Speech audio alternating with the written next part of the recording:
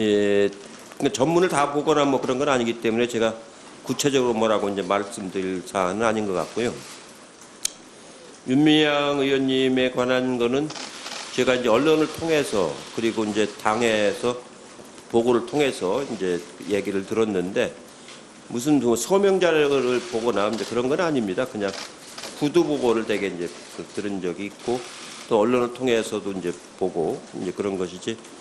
예, 제가 보기에는 며칠 전에 이제 윤미향 당시로선 당선자죠. 당선자가 기자회견을 했는데 예, 나름대로 소명할 건 소명을 한 것 같고 검찰 수사 과정에 있기 때문에 소명이 충분치 않은 것도 좀 있는 것 같고 제가 해본 시민단체 경험으로 보면은 원래가 시민단체라는 게 상근자가 뭐 안정되어 있는 것도 아니고 여러 가지 이런 회계 처리에 전문성이 있는 것도 아니고 그래서 좀 미숙한 점도 있고 또 소홀한 점도 있고 그런 점들이 혼재해가지고 여러 가지 이제 얘기들이 나온 것 같은데 1차적으로는 일단 소명할 건 어느 정도 소명이 된 것 같고 또 이제 앞으로도 또 새로운 얘기가 나오면 그때 소명할 수 있는 건 소명을 하고 또 검찰 수사 과정에서도 조사를 하다 보면은 또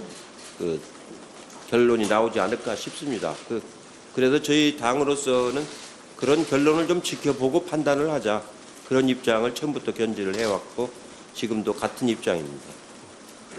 전 총리님 재판건에 관해서는 제가 그 당시에 이제 재판의 대책에 관련해서 제가 대책위원장을 맡아가지고 여러 가지 대응들을 많이 했는데 그때 두 번의 재판을 받았지 않습니까? 두 건의 재판을 받았는데 첫 번 건 다 무죄가 났고 두 번째 건은 1심에서 무죄, 2심에서 유죄가 나고 대법에서 유죄가 났는데 제 판단으로는 그때 유죄가 날 적에 2심에서 유죄가 날 적에 참 의구심이 많았어요. 이해되지 않는 점이 저도 뭐 수사도 많이 받아보고 재판도 많이 받아봤지만 그렇게 말하자면 처리하는 경우는 참 드물거든요. 특히 대법 예규 같은 경우도 대법 예규라는 게 뭐냐면 새로운 증거가 없을 시는 1심 판결을 뒤집어서는 안 된다는 거거든요.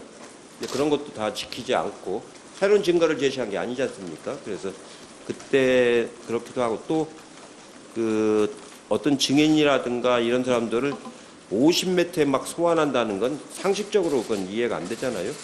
또 소환했을 때 어떤 조사를 했는지 이런 게 기록으로 남아 있어야 되는데 기록으로 남은 건 얼마 안 되고 그래서 이런 경우는 있습니다.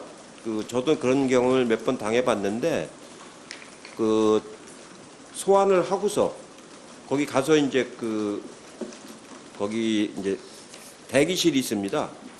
대기실에도 기다리다가 그냥 들어가는 경우도 있어요. 없는 건 아닙니다. 그런 경우는 그러나 예외적인 경우고 대개 소환을 했으면 대개 조사는 하죠. 근데 이 경우는 조사한 경우가 10분의 1도 안 되지 않습니까? 이런 경우는 참 상식적으로 있을 수 없는 일이거든요. 그래서 이런 부분들이 있는데 우리나라 재심 청구 절차가 상당히 복잡합니다.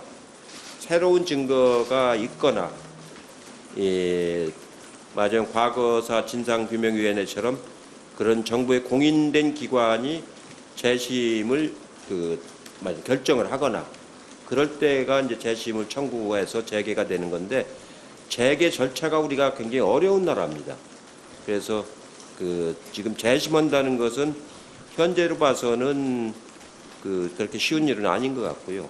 다만 수사 과정에서의 문제점이 없었는지 그거는 검찰과 법무부에서 자체 조사를 해보겠다는 거기 때문에 좀 지켜보도록 하겠습니다.